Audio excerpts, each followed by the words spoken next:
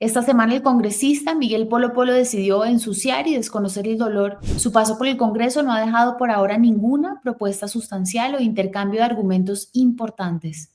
¿Qué tiene que pasar por la cabeza y el corazón de una persona para arrastrar así el dolor de unas madres que buscan a sus hijos? Bueno, la columna se llama El congresista del odio. Las Madres de Falsos Positivos de Soacha en Bogotá son un movimiento histórico por la defensa de los derechos humanos en Colombia. Sin madres como las de Soacha y otros colectivos, no hubiese sido posible construir la memoria que por ahora tenemos sobre las ejecuciones extrajudiciales que cometió de manera sistemática y masiva el ejército contra la población civil. Es el trabajo de tantas madres buscadoras en Latinoamérica que son sinónimo de resiliencia y verdad. Fueron ellas las que identificaron contradicciones y falsedades en los relatos con los que el ejército pretendía pintar a sus hijos como guerrilleros para justificar su asesinato. Por ejemplo, el hecho de que las botas de caucho tan características del atuendo subversivo estaban puestas al revés o ambas correspondían al mismo pie.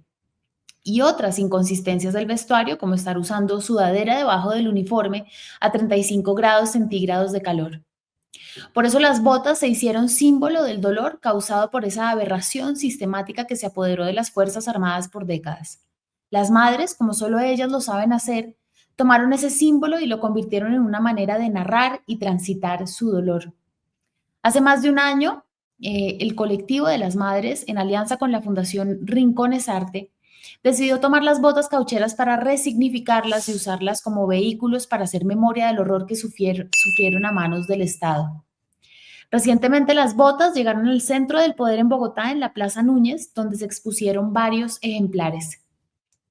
Esta semana el congresista Miguel Polo Polo decidió ensuciar y desconocer el dolor y se puso a la tarea de botar en bolsas las piezas que consideró basura y subió todo esto en un video a sus redes sociales.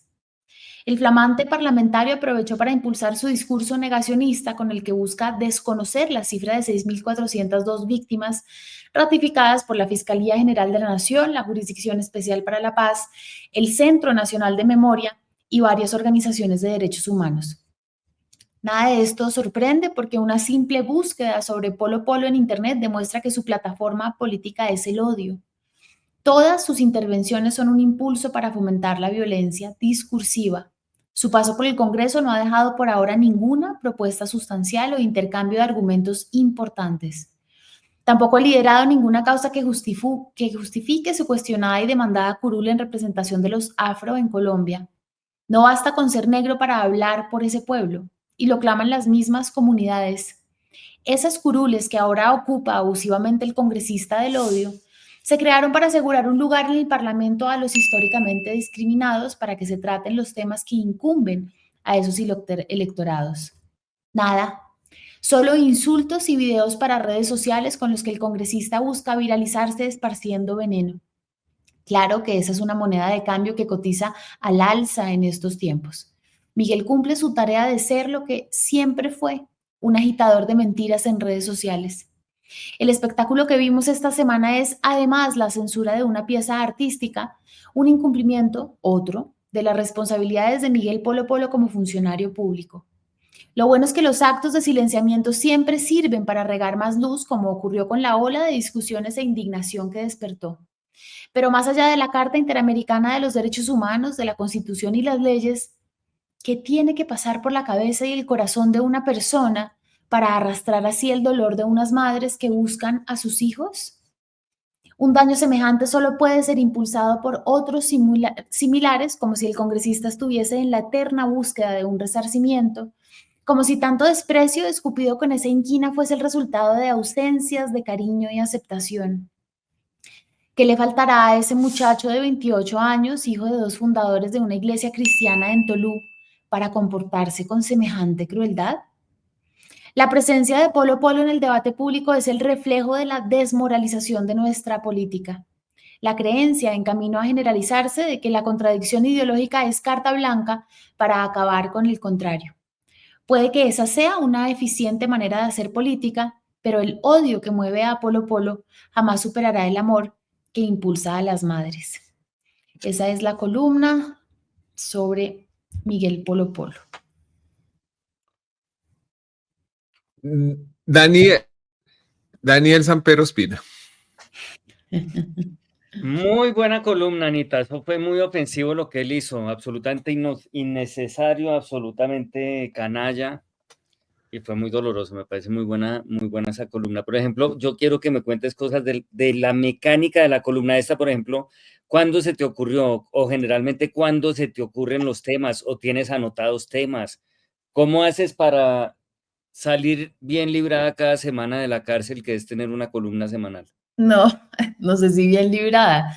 El maestro a veces me escribe un martes o un lunes y me dice, ayúdame a buscar tal cosa y me doy cuenta que es que ya tiene el tema. O sea, el lunes ya tiene tema, eso me parece una bendición gigantesca porque seguramente él tiene además unos intereses que va sacando. A mí se me prende el bombillo, puede ser 2 horas antes de tener que mandarla o el domingo después de acabar los Danieles. Es completamente impredecible. Afortunadamente siempre se me ha aprendido, pero no puedo decirte qué es. Esto me dio mucha rabia ver ese video de Polo Polo, muy triste, de verdad que es una cosa que uno dice que está pasando en nuestra política para que un muchacho inteligente como él se porte de esa manera, tan ruin, es salvajemente ruin. Sí. Porque independientemente de que él diga que los falsos positivos no existieron, esas 10 o 8 señoras que estaban ahí con esa exposición son claramente víctimas del conflicto. Es como un tema de ni siquiera tener vergüenza en el trato, no sé, como una falta de empatía casi sociopática, me parece. Tremenda. Ujú. Él, coincidiste en el tema con Ricardo Silva, que también la hizo Ajá, sobre este buenísimo, mismo y le quedó muy buena también. sí. Oye, de esa generación, bueno, Anita y todos, ¿qué opinan de este como nuevo concepto tan reciente del influencer congresista, de esos congresistas que terminan llegando allá? No por méritos políticos, sino como por estos milagros de las redes sociales o porque consiguen ser virales y demás. ¿Cuáles les gustan o les parece que de ahí no ha pasado absolutamente nada? Que terminó llegando toda una generación, digamos que incluso con el impulso de toda la indignación del estallido social y demás, que han sido un poco decepcionantes, ¿o no? ¿O ustedes qué opinan? ¿Hay alguno que les guste? ¿Una Susana Boreal de estas y demás? Pero ¿cuáles son los influencers Yo creo que yo dentro de eso catalogo a María Fernanda Carrascal, por ejemplo, como que tienen como ese perfil de que que son jóvenes, que han llegado allí gracias también a un sistema pues digital que tienen muy bien montado, que han hecho activismo digital y demás. Y que Katy es Jubilado? también, por ejemplo, sí, ella Jubilado, llegó, ella también era influencer. sí, tal cual, exacto. A mí María Fernanda Carrascal me parece interesante. Me parece que ha hecho cosas interesantes, que ha cometido errores, todo, pero me parece que ha hecho cosas interesantes. Yo también me sumo, incluso palabra ha sido clave, por ejemplo, El, básicamente. el- okay. En cambio, me parece que una persona como J.P. Hernández, Uy, nefasto. Ese es un ejemplo, ese es otro buen ejemplo, sí. pues, sí, yo esperaba mucho más de él. ¿Sí?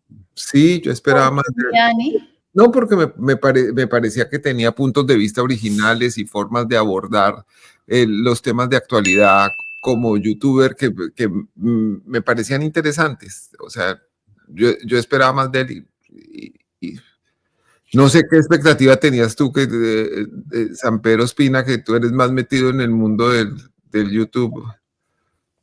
Él como youtuber era muy bueno, era claro, desde un tono como inspirador y la vaina, poco charro en esas cosas, pero sí, es decir, no tenía un perfil tan de derecha como el que terminó teniendo ya cuando ganó, ¿no? Es casi un agresor, me parece. Y raya con la agresión física en el Congreso, como persigue el episodio con María José Pizarro, es de verdad Sí, terrible. repugnante.